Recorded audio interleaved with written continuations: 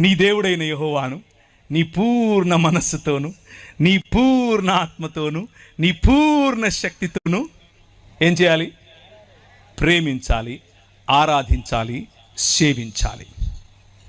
ఇత్యాజ్ఞా శ్రేష్టా తథా స్వప్రతివాసిన్ స్వవత్ ప్రేమ కురుధ్వం. అలాగే చెప్పండి, నిన్ను వలే. శ్లోకంలో చదివితే వాక్యంలా లేదా? ఇది మన బైబిలే. బైబిల్ సొసైటీ ఆఫ్ ఇండియా వాళ్ళు సంస్కృతంలో రాసిన బైబిలే. ఇది చూపించండి మనోళ్ళకు. ఎందుకో లేనిపోని శ్లోకాలు చదివిస్తూ ఉంటారు, ఎక్కడెక్కడి నుంచో తీసుకొచ్చి. ఏం లాభం లేదు.